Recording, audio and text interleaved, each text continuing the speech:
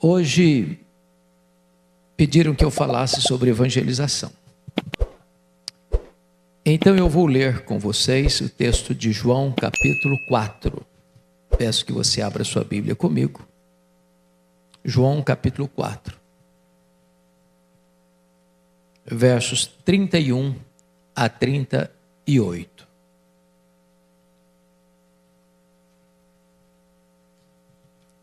E ser muito simples e objetivo nesta propositura de tratar de evangelização. E está escrito assim: nesse ínterim os discípulos lhe rogavam dizendo: Mestre, come. Mas ele lhes disse: uma comida tenho para comer que vós não conheceis.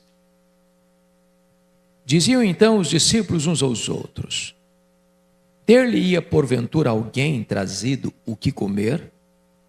Disse-lhes Jesus: a minha comida consiste em fazer a vontade daquele que me enviou e realizar a sua obra. Não dizeis vós que ainda há 4 meses até a ceifa?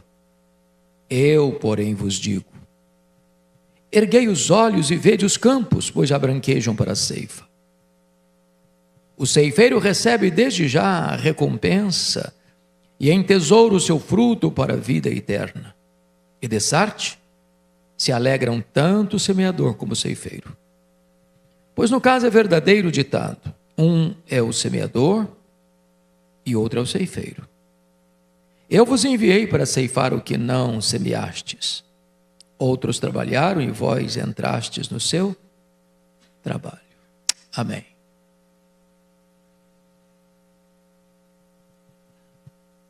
Em 1974, em Lausanne, na Suíça, evangélicos do mundo inteiro se reuniram para pensar sobre a missão da igreja. E o extrato daquela conferência pode ser resumido numa frase. E a frase é esta: o projeto de Deus é o evangelho todo, por toda a igreja em todo o mundo. O projeto de Deus é o evangelho todo, por toda a igreja em todo o mundo. A visão de Deus é a igreja. O método de Deus é a igreja. E o tempo de Deus é agora.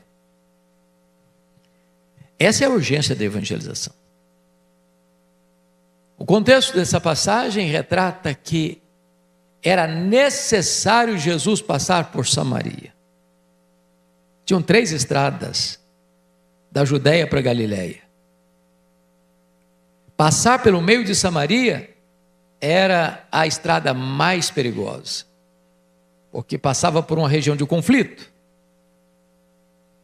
Mas Jesus opta necessariamente passar por esse caminho, porque tinha uma agenda estabelecida no céu, definida na eternidade, que Jesus haveria de encontrar uma mulher que não tinha uma reputação tão recomendável, quebrando protocolos culturais. Mas Jesus sabia que ao alcançar essa mulher, toda uma cidade seria alcançada. Ouvimos agora há pouco de um homem que recebe um folheto. E aquela mulher que entregou o folheto era anônima. Mas aquele que recebeu o folheto é hoje um homem que desafia nações a conhecer a Cristo Jesus, nosso Senhor. Você não pode avaliar o que Deus pode fazer quando você fala de Jesus para uma pessoa. Porque pode ser que você continue sendo um crente anônimo a vida inteira. Mas pode ser que você entregue um folheto para o próximo Billy Graham da próxima geração.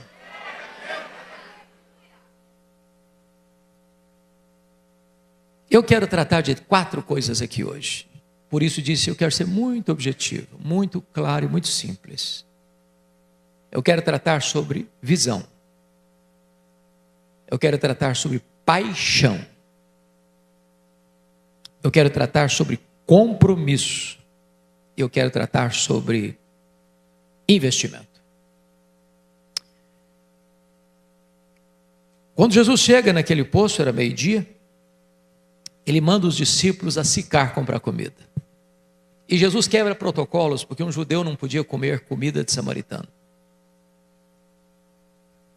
Para alcançar a vida, Jesus rompe barreiras, quebra protocolos. O que eu imagino é que os discípulos foram lá, foram ao supermercado, compraram comida, mas não consta que eles tenham falado do evangelho naquela cidade.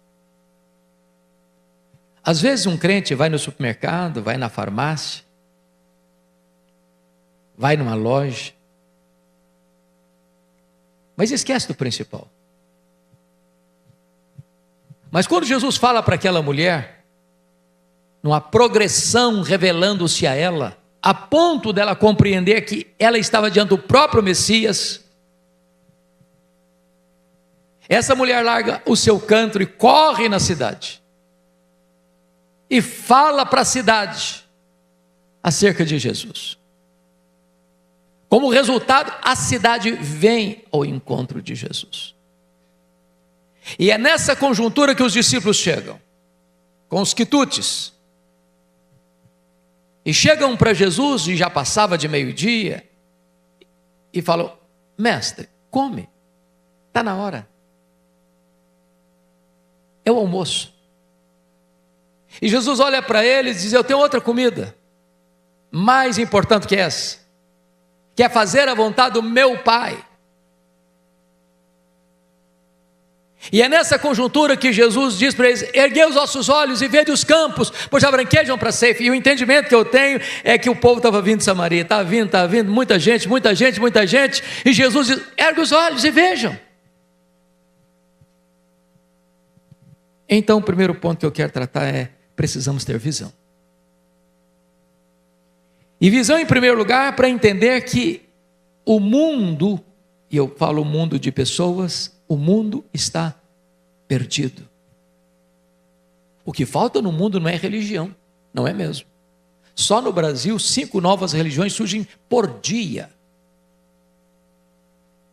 Li um livro recentemente de um sociólogo brasileiro, onde ele faz uma exaustiva pesquisa e constata que no Brasil nós temos mais de 102 mil instituições religiosas, mais de 102 mil CNPJs de igrejas. Muitas igrejas, muitas denominações. O que está faltando não é religião. Precisamos erguer os olhos e saber que os homens estão perdidos. Grandes, pequenos, ricos, pobres, doutores, analfabetos, cientistas, leigos, ateus, religiosos, governantes, governados. Sem Cristo, não importa quanto dinheiro você tem na conta, não importa quanta saúde você tem no corpo, não importa quanta influência você tem na sociedade, sem Cristo, o homem está rigorosamente perdido. Temos que observar isso. Mormente num mundo pluralista, momento num mundo onde parece ser até discurso de ódio você dizer que só Jesus salva. Num mundo onde cresce assustadoramente o ateísmo e a cristofobia. É preciso dizer que os homens estão perdidos sem Cristo. Que não há esperança para o homem a não ser que ele tenha um encontro com Cristo. Quando você olha para o mundo, você vê que só na Índia tem cerca de 360 milhões de deuses. Quando você vai para o Japão, um dos países tão ricos, o povo ainda queima incenso a Buda. Você vai para o grande continente africano, segundo continente mais populoso do mundo. O animismo escraviza milhões de pessoas. Das mais de 1.800 línguas faladas, a Bíblia só está completa em menos de 200 línguas. Mais de 40 milhões de africanos, falando 1.200 línguas, não tem sequer João 3,16 traduzido em seu idioma. No Oriente Médio, o islamismo prevalece, já passando hoje de 1 bilhão de adeptos e seguidores. No Ocidente, o secularismo e o ateísmo são galopantes. Na Europa, berço do protestantismo, hoje já é chamado de um continente pós-cristão. Na Ásia, das mais de 1.980 línguas faladas, a Bíblia só está traduzida em 91. Existem mais de 11.227 etnias no mundo, e dessas etnias, 6.614 têm menos de 2% de evangélicos.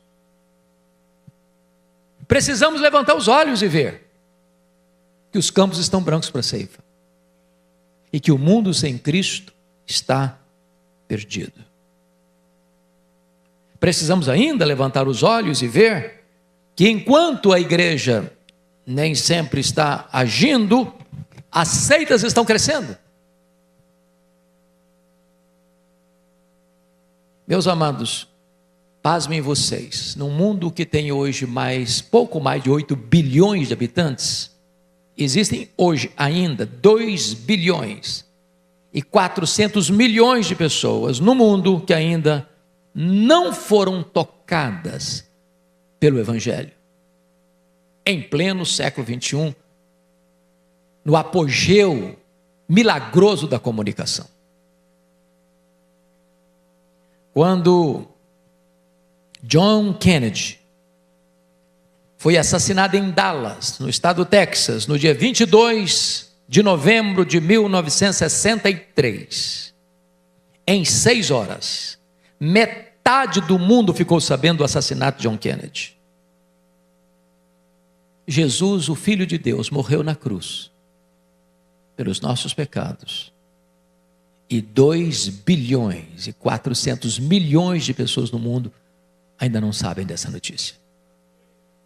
Erguei os vossos olhos e vede. Esse é o primeiro desafio que nós temos. Porque a visão de Deus é o mundo inteiro. O método de Deus é a igreja. E o tempo de Deus é agora. Bom, quero tratar do segundo ponto. Precisamos primeiro ter visão. Segundo, precisamos ter paixão. Os discípulos estão trazendo comida, já passa de meio-dia, está na hora de almoçar. Come, mestre. Não, eu tenho outra comida. Mais importante que essa. Mais urgente do que essa. Que é fazer a vontade do meu Pai. E fazer a vontade do meu Pai é alcançar as multidões.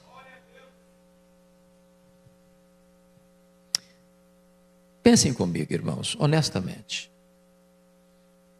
Eu estava falando agora há pouco com o presbítero Daniel, que bom saber que as cruzadas estão voltando. Eu sou apaixonado com cruzada. Mas convenhamos aqui, honestamente, o que está faltando para nós não é mais conhecimento de métodos. Não, não é. Na verdade, nós lemos livros sobre esse assunto. Nós frequentamos congressos sobre esse assunto. Nós participamos de conferências sobre esse assunto. Nós pegamos um avião e atravessamos o Atlântico para participar de uma conferência fora do Brasil. Mas às vezes não atravessamos a rua para falar de Jesus para o nosso vizinho. O que falta a nós não é mais conhecimento, o que falta a nós é paixão. É paixão. Vamos 1000 vezes à igreja. Falamos, treinamos, repassamos, repisamos os mesmos assuntos, os mesmos temas, discutimos, avaliamos métodos, mas ficamos só no aquecimento. Não entramos em campo. Não saímos a campo. Talvez precisássemos da paixão de Raquel. Dá-me filhos, senão eu morrerei. Talvez precisássemos da paixão de John Knox, que chorava pelo seu país, pela sua nação, e dizia: oh meu Deus, dá-me a Escócia para Jesus, senão eu morro. Talvez precisássemos da paixão de David Brainerd, que evangelizando os índios canibais, peles vermelhas, chorava nas noites geladas, estirado sobre o gelo, clamando pela salvação daqueles índios, e experimenta um avivamento na selva. Talvez precisássemos olhar o que a doutora Roosevelt escreveu, depois de trabalhar 20 anos no Congo, na África. Ela escreveu assim, entre aspas: o que mais quebra o meu coração não é a situação de milhões e milhões de pessoas perdidas na África. O que mais me angustia é a apatia da igreja em relação a esses perdidos. Precisamos ter paixão, queridos. Mas mais do que isso, nós precisamos abrir a boca e falar desse nome. Irmãos amados, talvez você argumente: bom, mas eu não fiz um seminário, mas eu não sou um pastor, mas eu não fiz teologia, mas eu não fiz um curso bíblico, aliás, eu não fiz não estudei nenhum método de evangelismo pessoal. Deixa eu dizer uma coisa para todos aqui, tenho certeza disso, todo mundo que está nesse auditório sabe tudo quanto uma pessoa precisa para ela ser salva. Tudo. E se nós não sabemos nada, talvez pudéssemos dizer como aquele homem: eu só sei de uma coisa, é que eu era cego e agora eu vejo.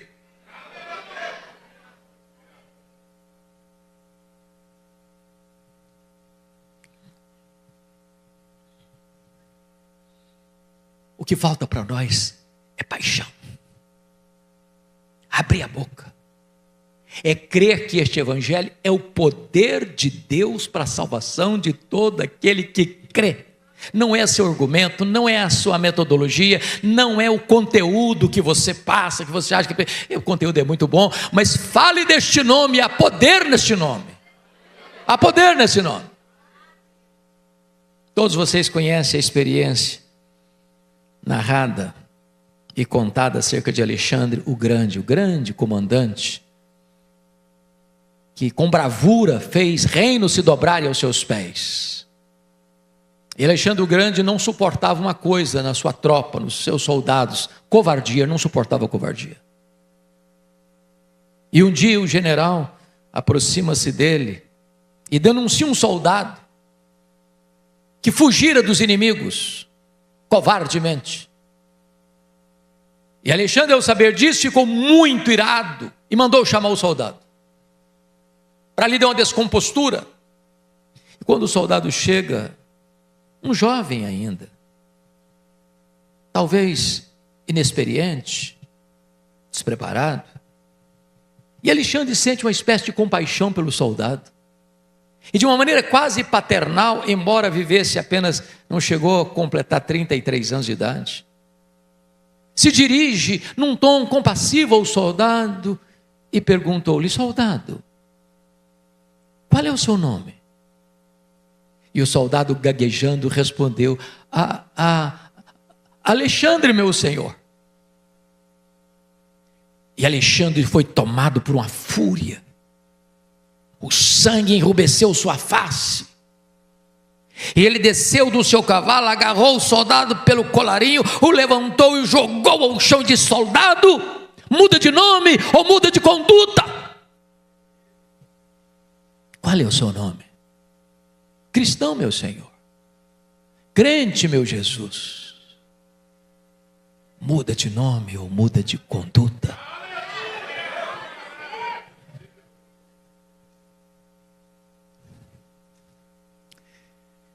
Que desculpa você está dando para não testemunhar de Jesus? Bob Pearson conta uma experiência muito marcante quando foi à Coreia do Sul. E ele foi convidado a visitar o leprosário, onde estavam as pessoas mais devastadas pela lepra.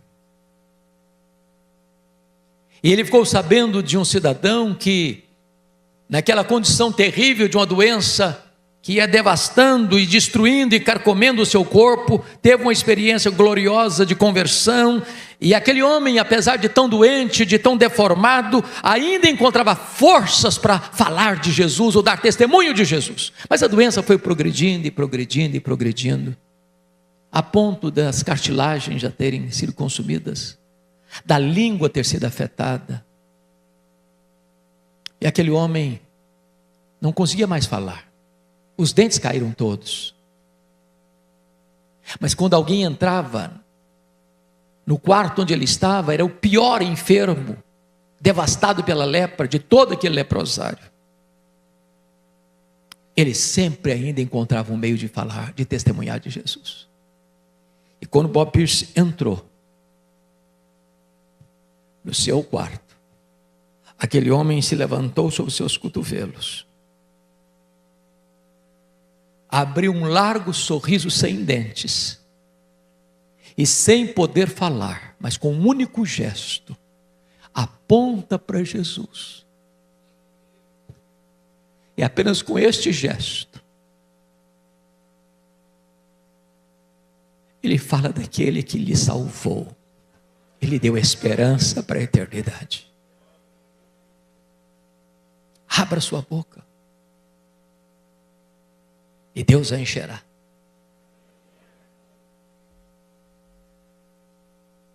Eu cheguei no seminário de Campinas em 1978. Talvez o mais caipira e o mais pobre dos seminaristas. Não tinha dinheiro para pagar uma passagem de ônibus para ir à cidade, e a pé. Feliz da vida. Muito feliz. E por providência de Deus, uma missionária americana se aproximou de mim e disse: eu vou lhe apresentar a cidade de Campinas. E o primeiro lugar que ela me levou foi na escola de cadetes de Campinas. Um lugar bonito, pomposo. E eu não sei se vocês sabem, mas via de regra, todo seminarista, calouro, todos os seminaristas que chegam no seminário, há um fogo no seu coração. Ele prega até para poste no meio da rua. E quando eu cheguei na escola de cadetes, a primeira pessoa que eu encontrei na minha frente, um cadete, claro. E ele estava no seu posto de guarda, com a sua farda engomada, com o seu nome escrito na farda, João Miguel Corpas, com a metralhadora na mão. E eu me aproximei dele e fui logo perguntando: e aí, João Miguel Corpas, você conhece a Jesus, o Filho do Deus vivo? E ele faltou pouco me bater. Ele era ateu, eu não sabia. Blasfemou, me insultou, me humilhou. E me disse: não me dirija a palavra, eu não acredito nessa tolice. E eu fiquei, pastor Jara, desconcertado. Perdi o rumo de casa. Não esperava aquela reação. Mas de repente Deus me deu um pouquinho de coragem. E eu disse para João Miguel Corpas 3 coisas. João Miguel Corpas, antes de ir embora, preciso lhe dizer 3 coisas. Primeiro, Deus existe, você acreditando nele ou não. Deus não precisa de você acreditar nele para existir, ele existe assim mesmo. Segundo lugar, esse Deus ama você. E ama de tal maneira que ele deu o seu Filho unigênito para morrer em seu lugar, para dar a você a vida eterna. E a terceira coisa é que você é um pecador. E se você não se arrepender, você vai para o inferno. E até logo. E sair rápido, porque o cara estava com o metralhador na mão.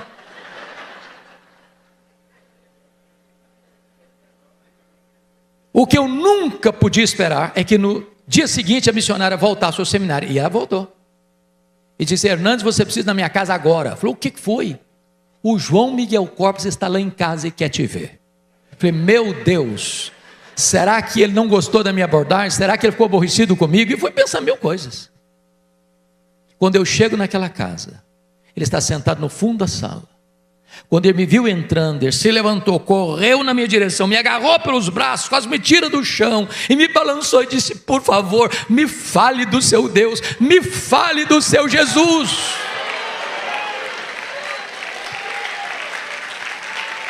Aquele cadete estava de joelhos prostrado aos pés do Salvador. Era próximo ao mês de julho. Eu voltei para minha casa de férias.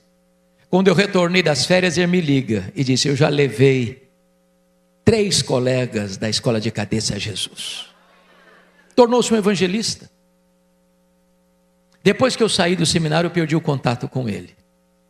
Pregando num congresso da CEPAL, em Águas de Lindóia, em São Paulo, um irmão se aproxima de mim e pergunta assim: você tem notícias do João Miguel Corpus? Eu disse: não, gostaria tanto de saber a notícia dele. Ele me disse: ele está concorrendo ao generalato, vai ser general. E me disse mais: ele é um pastor evangélico, ele é pastor da Assembleia de Deus. Na semana seguinte eu estava pregando na igreja presbiteriana de Vila Mariana, em São Paulo. Lá estava o João Miguel Corpus com a sua esposa para me dar um abraço. No mês seguinte eu fui jantar na casa dele em Santos, e ele me contou tantas coisas maravilhosas que Deus tinha feito na sua vida e através da sua vida. E Deus me fez lembrar naquela hora o texto da Bíblia: abra tua boca e eu a encherei. Não é o seu conhecimento, não é a sua metodologia, não é a sua eloquência, é o poder da palavra de Deus, é o poder do Evangelho de Jesus Cristo. O que falta a nós, irmãos, é paixão. Paixão. Vamos ao terceiro ponto. Primeiro, nós precisamos de ter o quê? Visão. Segundo, nós precisamos ter o quê? Paixão. Terceiro, nós precisamos de ter compromisso. Mestre, come. Eu tenho outra comida mais importante que essa.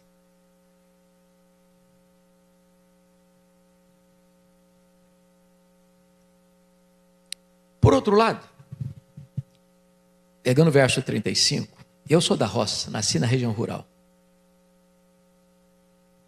E se Jesus disse: erguei os vossos olhos e vede os campos que branquejam para a ceifa, quem é agricultor sabe disso. Na hora de colher, ou você colhe o fruto, ou ele perece. Não dá para adiar. Compromisso. Então quer dizer 3 coisas aqui nesse ponto. Primeiro, é que a evangelização, irmãos, é uma tarefa imperativa. Imperativa, não é opção. E você pode ter algumas motivações para evangelizar. Você pode, por exemplo, evangelizar para salvar a sua pele. É isso mesmo. Se Deus avisou o ímpio que ele vai morrer, e você, atalaia, não for lá e falar para ele, vai morrer na impiedade dele. Mas Deus vai cobrar de você o sangue dele. Segundo, você pode evangelizar para salvar o perdido do fogo, da condenação. É isso mesmo. Arrebatá-los do fogo. Terceira motivação, você pode evangelizar para apressar a vinda do Senhor Jesus. Porque este evangelho do reino será pregado em todo o mundo para testemunhar todas as nações, então virá o fim. E Pedro diz que nós devemos aguardar e apressar a volta do Senhor Jesus. Você só apressa a volta do Senhor Jesus se você cumpre a grande comissão de ir por todo o mundo pregando o evangelho a toda criatura. Mas você também pode pregar por uma motivação maior, melhor, para a glória de Deus, que tudo visa a glória de Deus. Deus é glorificado quando um pecador se arrepende. Mas você deve evangelizar, porque Jesus mandou. E quando eu vejo a história, eu vejo que os céus e a terra foram feitos por uma ordem dele. Haja luz, houve luz. Ele dá uma ordem, o sol para. Ele dá uma ordem, as estrelas aparecem. Ele dá uma ordem, o vento cessa. Ele dá uma ordem, o mar se acalma.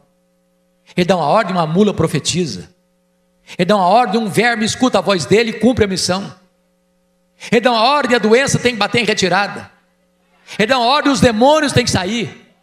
Ele dá uma ordem, os anjos saem para obedecê-lo. Ele dá uma ordem, o mundo inteiro se dobra ao poder da sua palavra. Agora ele dá uma ordem para você e para mim, e nós seremos os únicos a desobedecer? Não é opção.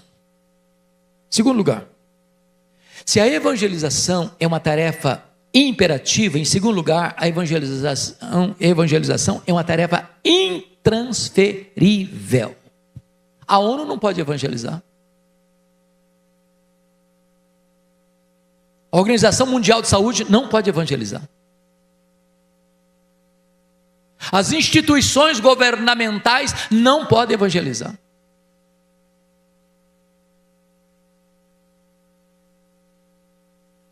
Essa ordem é dada única e exclusivamente à igreja do Senhor Jesus Cristo. A você e a mim. Intransferivelmente. Li certa feita sobre uma lenda. E a lenda dizia, misturando verdades com lenda, que quando Jesus terminou o seu trabalho aqui na terra, consumando a obra da nossa salvação, retornando para o céu, um anjo se aproxima de Jesus e faz a seguinte pergunta: Senhor, o Senhor completou a tua obra lá, mas e agora? Quem vai contar isso para o mundo inteiro? E Jesus teria respondido assim para o anjo: eu deixei lá na terra 12 homens preparados para essa missão. E o anjo redarguiu: mas e se eles falharem? E Jesus teria respondido: se eles falharem, eu não tenho outro método. O método de Deus é a igreja. Se nós falharmos, o sangue dessas pessoas cairá sobre a nossa cabeça.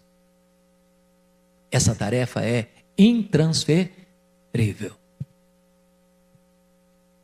Mas em terceiro lugar, ela não é apenas imperativa, ela não é apenas intransferível, esta missão é impostergável, inadiável. Meus amados,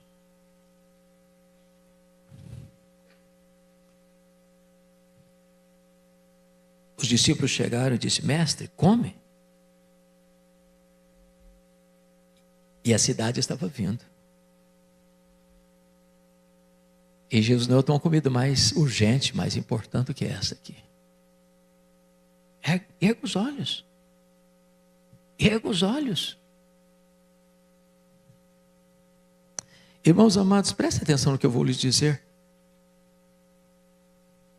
Nós precisamos ganhar esta geração nesta geração.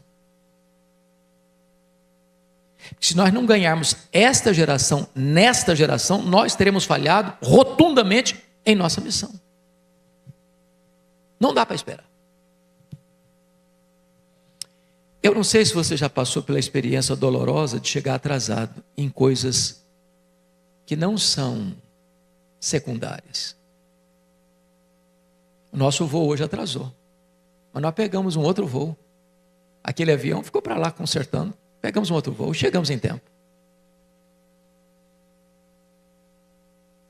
Você vai fazer um exame de vestibular, ou uma prova do Enem, ou um concurso público, e você não passa. Mas você pode fazer o próximo concurso. Você pode fazer a próxima prova. Você pode pegar um avião para a próxima viagem. Mas no que tange a vida e morte, não tem como esperar. E um dia, presbítero Daniel, eu recebo uma ligação no meu gabinete pastoral, de uma das nossas congregações, e a mulher disse: pastor, o meu marido está morrendo, e ele está muito desesperado, e diz que não quer morrer sem falar com o senhor, quer ouvir o senhor. E eu saí desesperadamente, trânsito pesado, congestionado, estrada complicada, fiz o máximo que eu pude. Quando eu estacionei o carro em frente à casa, a mulher vem desesperada, diz: o senhor chegou tarde, pastor, meu marido acabou de morrer, e o senhor não chegou em tempo. Eu me senti tão mal, tão mal. Isso me lembra daquela experiência numa tribo indígena aqui no Brasil, de um jovem índio que se preparava para ser o cacique da tribo. Inteligente, corpo atlético, comunicativo. E de repente esse índio caiu doente, muito doente. E às vezes, tomado pela angústia, se dirigia à sua mãe e disse: mamãe, eu vou morrer. Sua mãe disse: eu não sei, meu filho. Mamãe, eu estou com medo. Para onde vai minha alma? E a mãe dizia: eu não sei, meu filho, eu não sei para onde vai sua alma. A doença devastadora foi minando as suas forças, foi carcomendo o seu vigor, foi deixando aquele jovem prostrado numa cama, e ele já desesperado disse: mamãe, eu vou morrer, para onde vai minha alma? E a mãe chorando disse: eu não sei, meu filho, eu não sei para onde vai sua alma. A fase final chegou e ele já estava totalmente prostrado, a voz embargada, apenas balbuciava palavras baixinhas. Disse: mamãe, eu estou morrendo, para onde vai minha alma? E a mãe disse: filho, eu não sei, eu não sei. Ele morreu sem saber para onde ia. Chegou naquela aldeia um missionário um mês depois, falando de Jesus, falando da esperança do Evangelho, falando da salvação pela graça, falando da alegria e da certeza do céu. E a mãe daquele jovem que morrera sem saber para onde ia, ao ouvir essa mensagem, com os olhos molhados de lágrimas, correu na direção do missionário, o balançou e disse: por que o senhor não veio antes? Por que o senhor não veio antes? Chegou tarde para aquele moço. Todo minuto que você e eu nos atrasamos, gente está partindo para a eternidade sem esperança. Essa tarefa é impostergável, inadiável. Mas eu quero encerrar. Primeiro, essa tarefa é o quê? Precisamos ter o quê? Visão. Segundo, nós precisamos ter o quê? Paixão. Terceiro, nós precisamos ter o quê? Compromisso. Quarto lugar, nós precisamos fazer investimentos. Pense comigo agora na ceifa. Erguei os vossos olhos e vede os campos, pois já branquejam para a ceifa. Se você tem uma lavoura para colher, e eu sou lá da roça, eu sei disso, agora passou a safra do café, você precisa de contratar funcionário. Ou você contrata gente para colher, ou você perde o fruto da sua lavoura. Então, se nós estamos falando na missão mais importante do mundo, que tipo de investimento nós precisamos fazer? Primeiro, precisamos fazer investimentos financeiros. Meu amado irmão, escute isso. Deus tem lhe dado prosperidade. Deus tem lhe dado mais do que aquilo que você de fato precisa. E Deus tem um propósito nisso. Acabamos de fazer uma oferta. Eu não sei se a oferta que foi levantada aqui foi suficiente para cobrir todas as despesas. Deveria ser. Não deveria faltar os recursos de Deus para fazer a obra de Deus. Preste atenção nisso. A melhor dieta para uma igreja doente é a dieta do investimento nas obras missionárias. Não conheço uma igreja saudável, espiritualmente, financeiramente, que não seja uma igreja comprometida em investir em missões, em evangelização. Eu tive o privilégio de visitar a igreja do povo em Toronto. Aquela igreja até hoje investe mais de 60% do seu orçamento na evangelização. E quando o pastor Oswald Smith foi convidado pela liderança da igreja como um possível candidato ao pastorado da igreja, marcaram uma conferência de uma semana com ele. E no primeiro, a igreja estava passando uma crise medonha, uma crise financeira inclusive, e o pastor Oswald Smith chega lá, o primeiro sermão sobre missões, incomodou muita gente. Segundo dia, sobre missões de novo.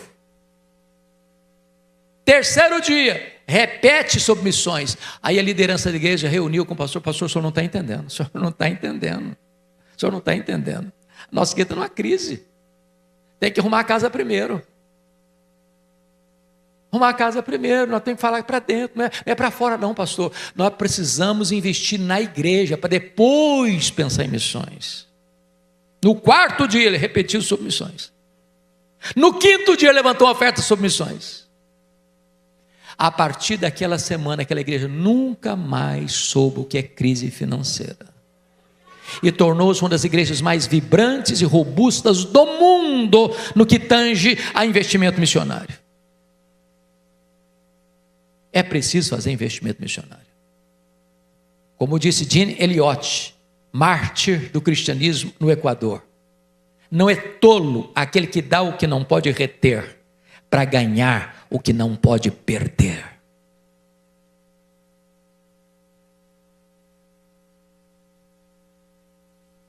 Eu não acredito em avivamento que não passe pelo bolso.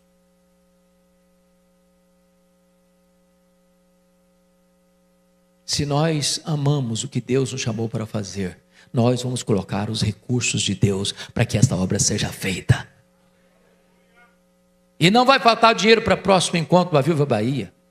E não vai faltar dinheiro para colocar 18 mil pessoas no estádio. Não vai faltar, se o povo de Deus entender que a maior prioridade nossa é fazer a vontade do meu Pai que está nos céus. E a vontade do meu Pai é que todos cheguem ao conhecimento do Evangelho e que o ímpio não perca, não pereça, mas seja salvo.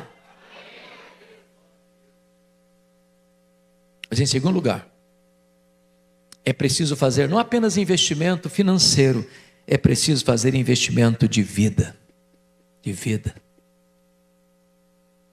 Eu estava pregando numa conferência dos Gideões internacionais, e um irmão deu testemunho que numa das conferências, num dos encontros, congressos mundiais em Nova York, um irmão fez um cheque de $1 milhão e botou na salva. É muito bom $1 milhão. Mas Deus quer mais do que $1 milhão. Deus quer que você se coloque na salva. Ele quer a sua vida. A sua vida. Carlos Studd foi um jogador de cricket, o mais notável da Inglaterra. Ele viveu de 1860 a 1931. Foi 18 anos missionário no Congo, conhecido como Zaire, na África. Hoje é o EC, que ele fundou, tem mais de 1.500 missionários em mais de 50 países. E quando ele deixou tudo para ser missionário na África, alguém o questionou, porque ele era um homem rico, ele era um homem famoso, ele era um homem conhecido no país inteiro. E disse: você não acha um sacrifício grande demais? E ele respondeu: se Jesus Cristo é Deus, e se Ele morreu por mim, nada é grande demais que eu possa fazer por Ele. Eu consagro a minha vida a Ele. Alexander Duff foi um missionário presbiteriano da Escócia. Aliás, o primeiro missionário escocês na Índia. Quando ele ficou mais velho e estava bastante doente, ele tomou a decisão de voltar para a Escócia e usar o seu trabalho missionário para fazer despertamento missionário, buscando o levantamento de jovens para a obra missionária. E então, numa magna assembleia de jovens presbiterianos da Escócia, ele se levantou para fazer um grande apelo para a obra missionária. Dizia: eu não posso mais ir, eu estou velho, eu estou doente. Deus quer jovens, Deus quer gente jovem, Deus quer gente talentosa, Deus quer gente inteligente, Deus quer gente saudável para ir para a obra missionária. E fez um grande apelo e nenhuma pessoa se manifestou. Ele ficou tão abalado que ele teve uma espécie de ataque cardíaco no púlpito, desmaiou. Levaram-no para uma sala contígua, os médicos vieram massagear-lhe o peito, e quando ele recobrou a sua razão, ele disse: me levem para o púlpito, eu não terminei meu apelo. Não, o senhor não pode, não, de jeito nenhum, o senhor não pode falar, o senhor não pode ter mais emoções. Eu não terminei meu apelo, me leve para o púlpito. E ele se levantou no púlpito e disse: jovens presbiterianos, se a rainha deste país conclamasse vocês para serem embaixadores em quaisquer lugar do mundo, ireis com orgulho. O Rei dos Reis, o Senhor dos Senhores convoca vocês para ir e vocês não querem ir.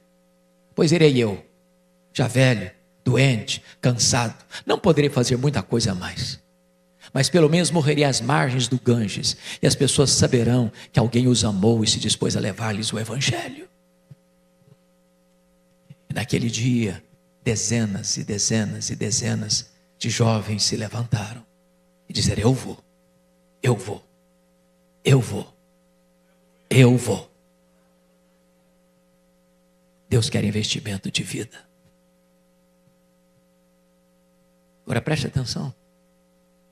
Você não precisa atravessar o Atlântico para ser missionário. Porque eu não acredito em gente que não consegue evangelizar o vizinho querendo fazer missões mundiais.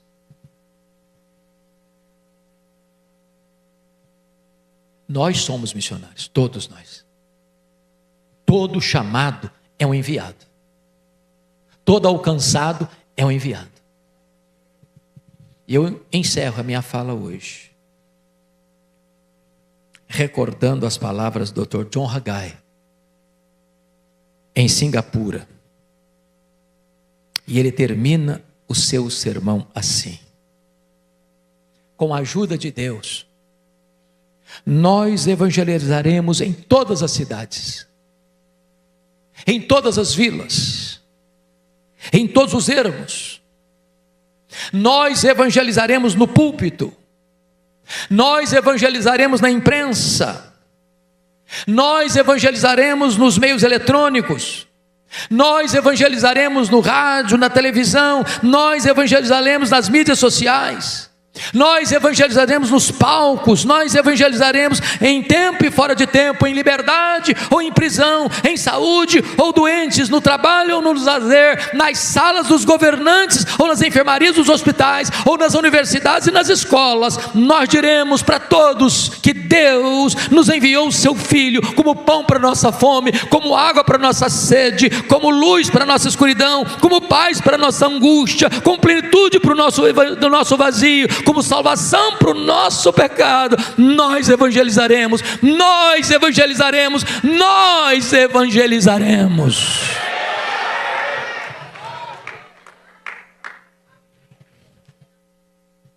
A minha oração, presbítero Daniel, é que Deus ateie o fogo do Espírito Santo no nosso coração, e que ao término desta conferência, cada um de nós, ao voltar para casa, volte assumindo um compromisso com o Senhor da obra, dizendo: eis-me aqui, Senhor, envia-me a mim. Que o Senhor nos abençoe. Amém.